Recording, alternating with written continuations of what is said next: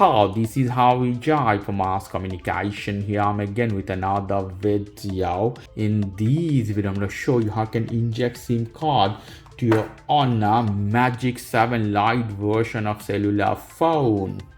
So here we go. At the bottom we have SIM tray.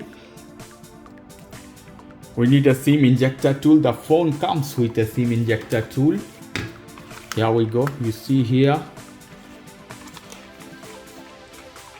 this one in the pack.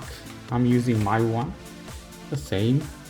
So at the bottom, in this case, put the pin inside and have to put a soft pressure. Here we go. It will come out. We take this off. Lovely. So this is one SIM from Spain. Put here. Have to match here the corner. Put inside. Perfect. The SIM card. Perfect. Also, I think you could have a eSIM option, but better to have a physical SIM tray always. Here we go. We put inside. Put a pressure. The network at the top is up here. That means SIM card is working. Here is a cross. But whatever, hit a continue button.